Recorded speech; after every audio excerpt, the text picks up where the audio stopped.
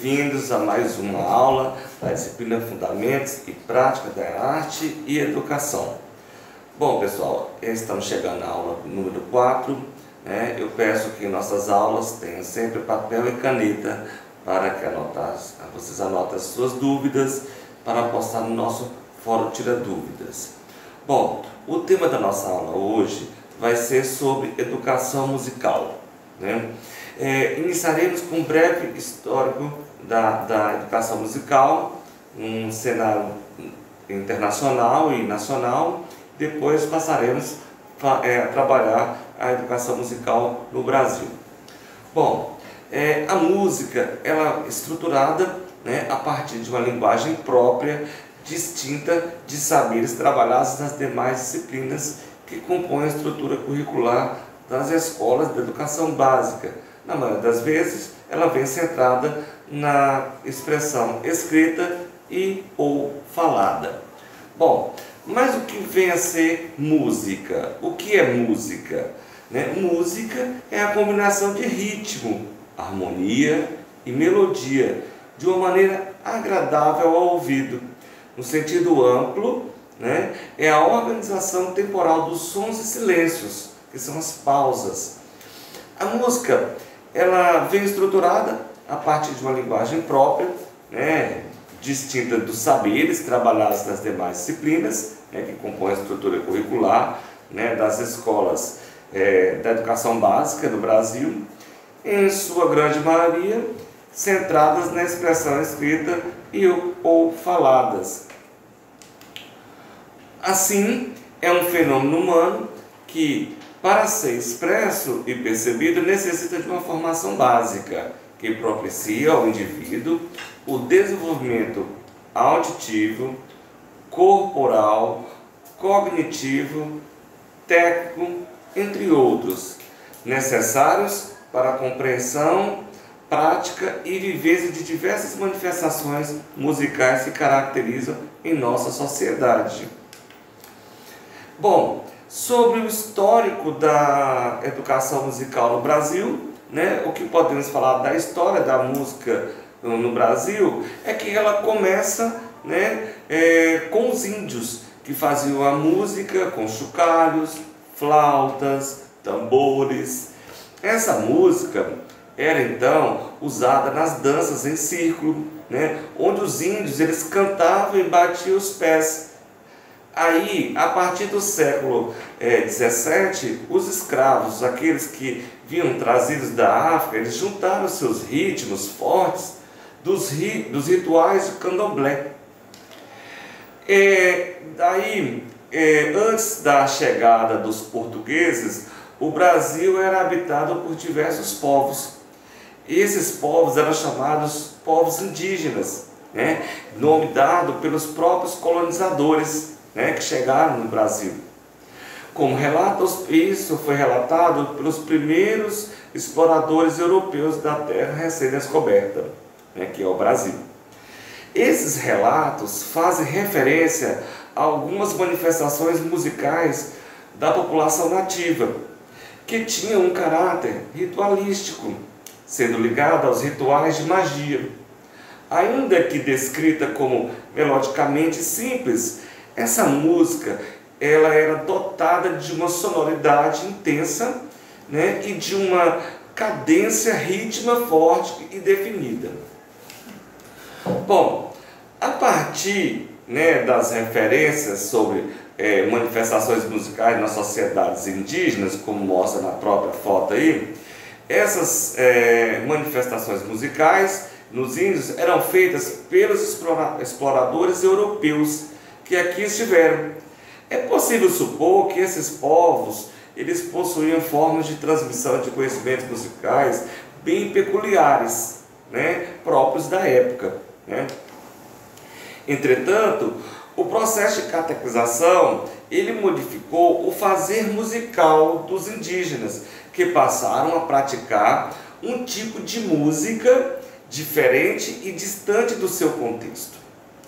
Sendo assim, foram ensinados a tocar e construir instrumentos musicais europeus, como fagotes, cravos e órgãos. Bom, então, faremos agora, né, uma análise do histórico da educação musical no Brasil.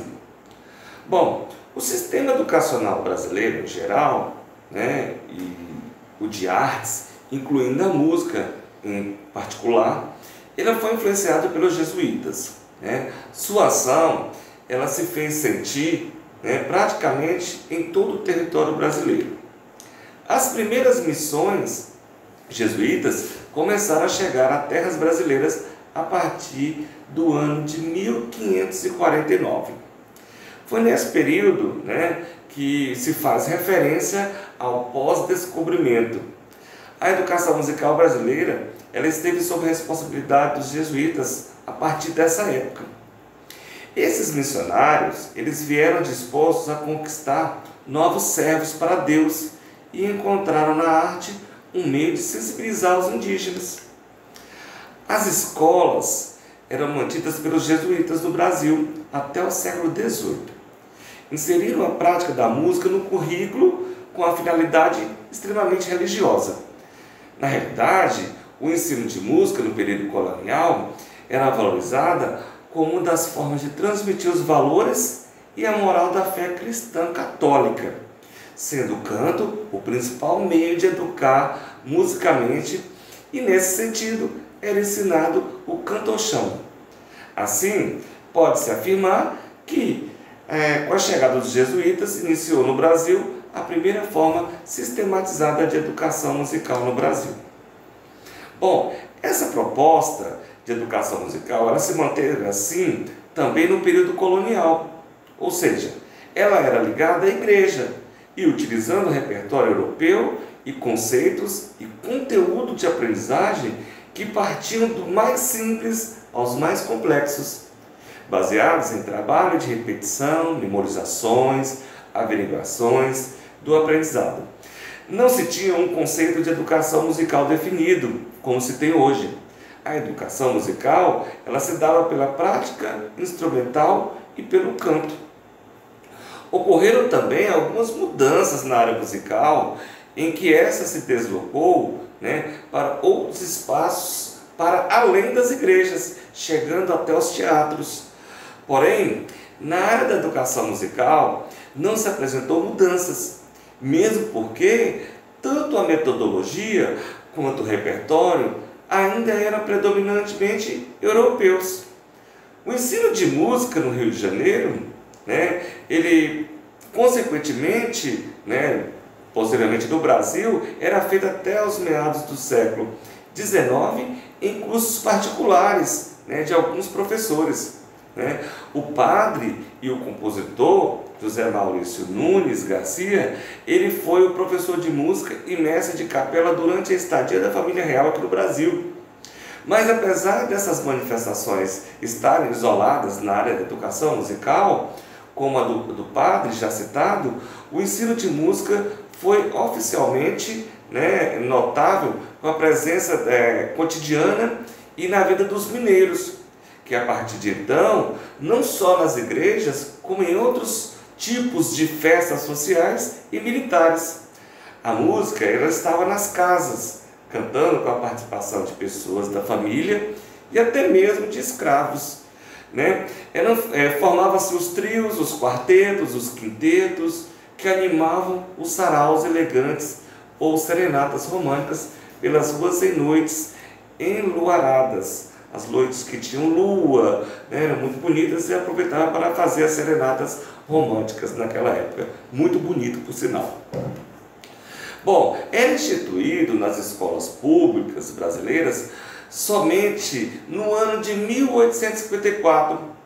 A educação musical, ela foi instituída através de um decreto, que foi o decreto 1331, 17 de fevereiro de 1854. Bom, ainda no século XIX, havia uma legislação específica sobre a música para a aprendizagem do solfejo e do canto, incluindo a questão da necessidade de preparação de professores específicos para o ensino de tal prática na escola. Ainda no destaque desse período, né, foi o compositor Francisco Manuel da Silva, né, 1795 a 1865. Ele foi aluno de José Maurício. Além de compositor, né, ele compôs o Hino Nacional, que foi fundado em 1848 do Conservatório Musical do Rio de Janeiro, que foi a primeira escola de música no Brasil. Esse empreendimento foi a primeira tentativa de colocar a música no Brasil como verdadeira profissão, né? O conservatório ele oferecia o aprendizado de instrumentos de cordas, de sopros, metais e madeiras, voz, solfejo, harmonia e composição. O Francisco Manuel ele é também considerado o primeiro grande criador da técnica musical brasileira. Já no século XX, então na Semana de Arte Moderna, que aconteceu em 1922, abriu espaço para uma nova concepção de arte na educação. Juntamente com o movimento modernista, pretendia operar mudanças na mentalidade artística do país. E nesse clima surge um novo panorama para o ensino da música que passa por grandes transformações. A partir da década de 1920, ocorreram diversas transformações relativas ao ensino da música. Um fato relevante para a educação musical aconteceu no ano de 1923, quando as escolas públicas paulistas elas passaram a utilizar o método analítico como modelo de musicalização. Esse modelo analítico ele tinha como objetivo vincular o aprendizado da música à sua prática, cujo ensino da melodia era feito através de repetição de um modelo geralmente executado por um professor.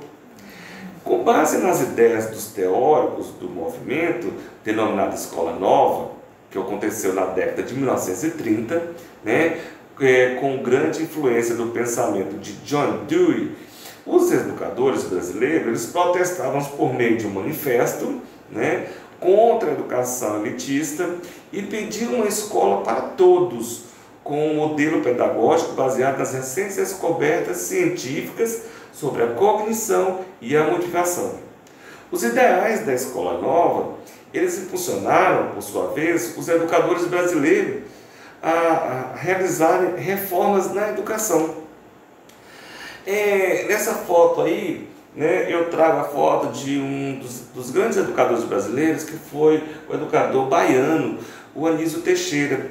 Anísio Teixeira, todos conhecem a história dele, ele saiu da Bahia, foi para o Rio de Janeiro, do Rio de Janeiro ele se deslocou para os Estados Unidos para estudar com John Dewey as ideias sobre educação. Depois, posteriormente, ele retorna para o Rio de Janeiro para aplicar esses conhecimentos adquiridos nos Estados Unidos. Bom, então o Anísio Teixeira, que é esse da foto, ele é um educador brasileiro, ele foi tradutor e difusor das ideias pedagógicas de John Dewey na educação brasileira. Ele deu um lugar de destaque à música e outras artes baseadas na prática da Escola Nova.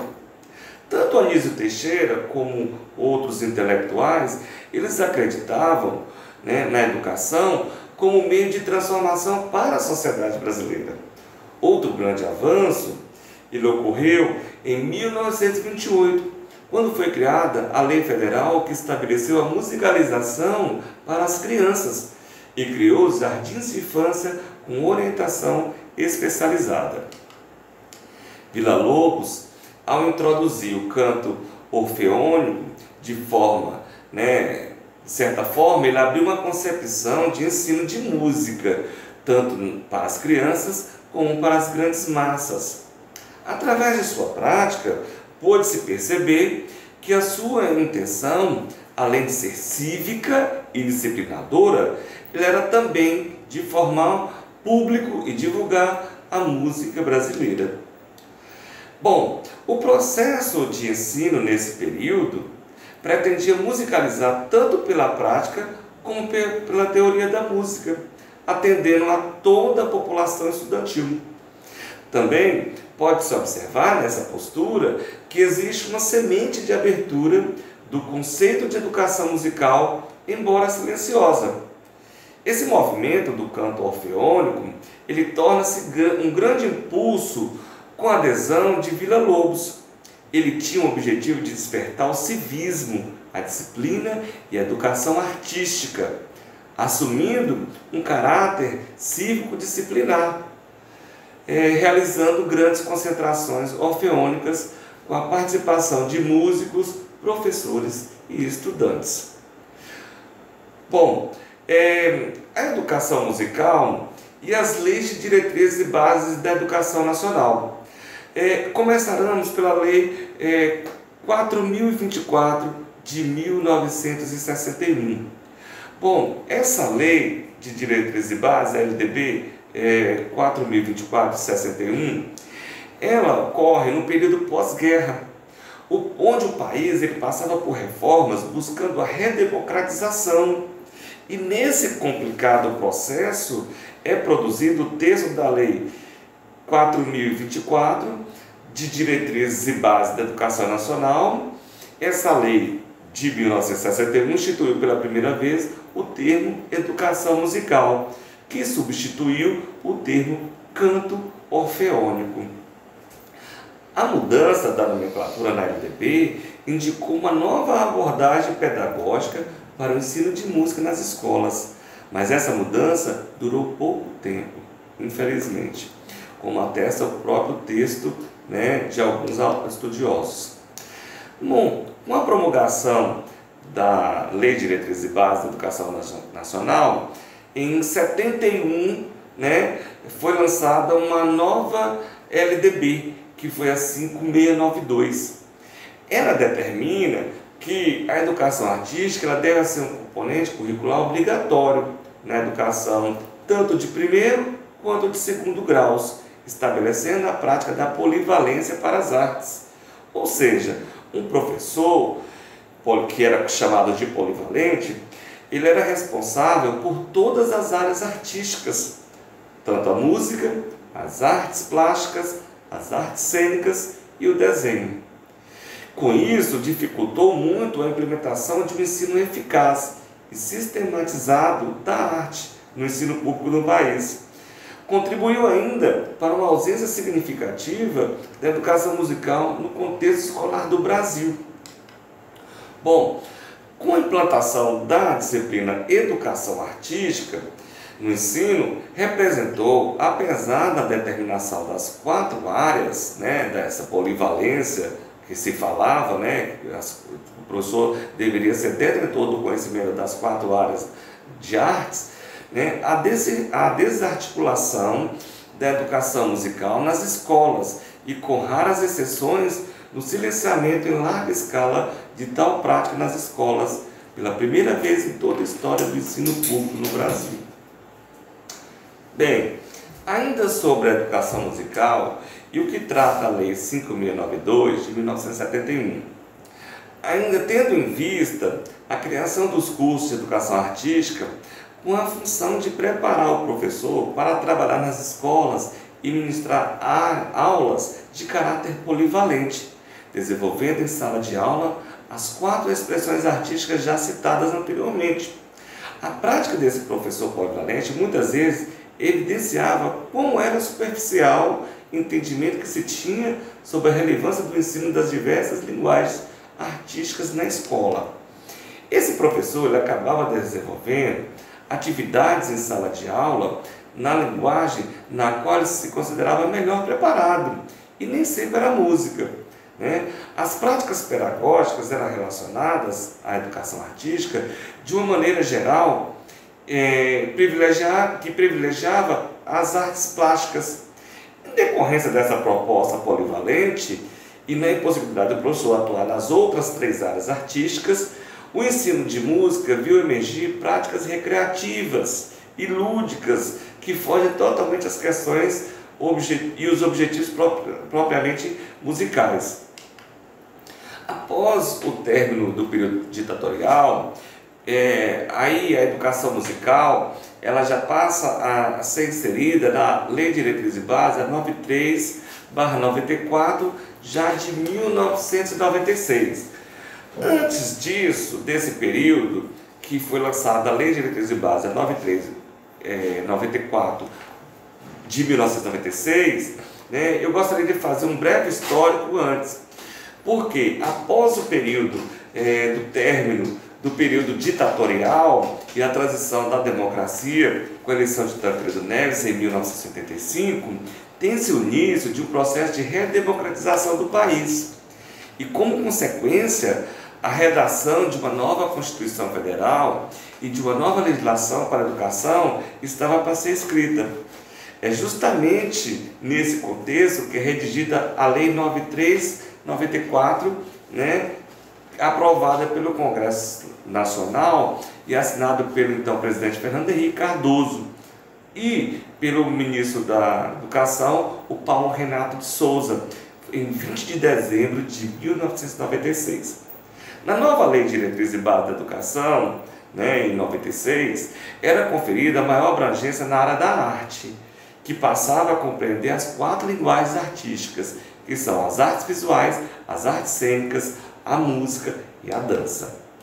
Com essa nova LDB de 96, o ensino de arte é estabelecido como componente curricular obrigatório, sem a indicação de que áreas deveriam ser incorporadas neste ensino, nem que tipo de profissional deveria ser responsável pelo ensino das linguagens artísticas. Mas essa nova LDB, ela traz uma novidade, que é o ressurgimento da atividade musical nas escolas como componente curricular.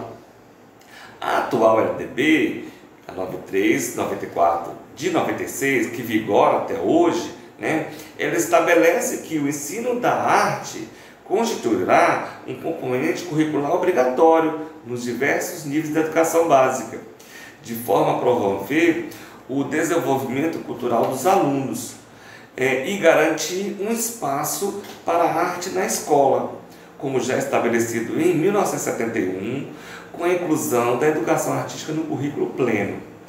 E continua a persistir a indefinição e a ambiguidade de que admite a multiplicidade, uma vez que a expressão ensino da arte pode ter diferentes interpretações, sendo necessário defini-la com maior precisão. Toda essa ambiguidade, eu vou falar agora um pouco da educação musical e a ambiguidade na própria lei, né? Por quê? Porque toda essa ambiguidade da recente Lei de Diretrizes e Bases da Educação Nacional, a 93/94/96, ela não garantiu a efetiva presença da educação musical nas escolas. Ela cria uma série de contradições que leva alguns setores da sociedade civil a organizar uma campanha no âmbito nacional pela aprovação da Lei 11.769 de 2008. Essa lei, que estabelece a música como componente obrigatório na educação básica, ela foi sancionada pelo governo federal em 18 de agosto de 2008. Essa foi a medida de grande importância para a educação musical no Brasil. Essa lei 11.769 de 2008, ela foi assinada pelo presidente Luiz Inácio Lula da Silva em 18 de agosto de 2008 e ficaram estabelecidos os instrumentos legais para garantir a presença da educação musical no ensino público brasileiro.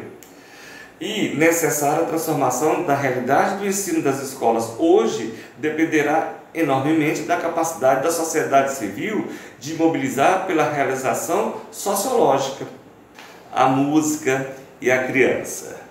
Bom, no entanto, nós precisamos estar atentos à metodologia empregada no ensino da música, transmitindo o conteúdo de forma lúdica, alegre e vibrante de acordo com cada faixa etária trabalhada, formando assim ouvintes mais sensíveis e críticos ao fenômeno musical, principalmente no que tange às crianças.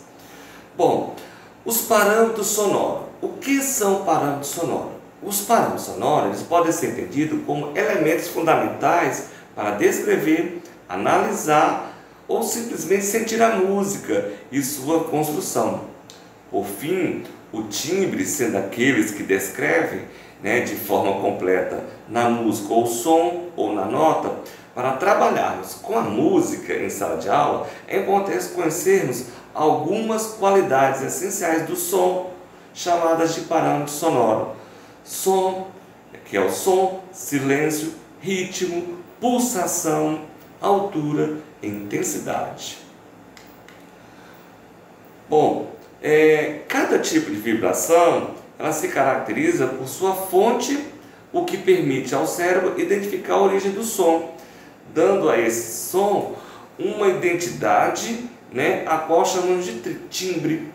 Já o ritmo, ele está presente em nossas vidas, por todos os lados. Está relacionado à frequência de uma determinada repetição, né, a conjuntos de batidas combinadas, determinadas e repetidas, né. Já o conceito de altura, ele se refere aos parâmetros musicais, né, que estão associados à frequência do som, se ele é mais grave ou mais agudo. Bom, sobre os instrumentos musicais, muitos dos instrumentos eles são fabricados para o ensino de música nas escolas e são caráteres estritamente lúdicos, né? Eles servem para aproximar os alunos do universo dos instrumentos musicais de uma forma livre e intuitiva. No entanto, esses instrumentos eles são feitos de materiais alternativos, de baixo custo, né? Que possibilita a análise e a experiência na produção do som e do conhecimento dos parâmetros sonoros, que são os timbre, altura, duração e intensidade. Para a faixa etária específica, né, da educação infantil, torna-se um pouco mais difícil lidar com certos tipos de materiais, que podem pôr em risco a segurança das crianças, o que não impede, né, o professor de produzir os próprios instrumentos, desenvolvendo inclusive atividades plásticas, né, ao pintá-los e decorá-los juntamente com os alunos da educação infantil. Bom, devemos tomar um certo cuidado com instrumentos que tenham como material peças muito pequenas, com tampas de garrafa, que porventura possam se soltar, grãos em geral, tintas que podem ser tóxicas, né, ou algum material cortante. Devemos ficar atento também ao volume sonoro obtido com os instrumentos. Determinados instrumentos ou materiais, né, eles emitem sons com frequências muito fortes, que podem causar até mesmo lesões no tímpano, levando à surdez. O mesmo pode acontecer com audições em volume alto, né, nos momentos de apreciação musical ou em outros momentos de vivências musicais no espaço escolar. Bom, os instrumentos musicais, né, quando você tem esses instrumentos em mãos, é possível desenvolver uma série de atividades musicais em sala de aula, como a formação de um grupo musical, né, para executar músicas bem simples do repertório da turma. Os instrumentos podem ser utilizados de forma básica, né, explorando elementos como a intensidade, o ritmo, né, e aí desenvolver jogos e brincadeiras musicais, tocando mais forte, outros mais fraco, outros mais lento, outros mais rápido, mas mantendo as batidas na mesma velocidade. Por meio dos instrumentos musicais produzidos pelos próprios alunos, eles podem ser feitas ilustrações musicais de histórias musicadas, acompanhamento de repertório e uma série de outras atividades musicais. Muitas vezes não temos o direito de escolher o que vamos ouvir, né? Os meios, né, de comunicação em massa, as novas tecnologias da informação nos colocam o tempo todo num mundo cheio de tons que quebram fronteiras, atravessam barreiras e chegam aos nossos ouvidos sem pedir licença. É justamente o papel do educador musical oferecer aos alunos a oportunidade de conhecer a diversidade cultural existente em diversas culturas, indo além daquilo que as fontes convencionais oferecem.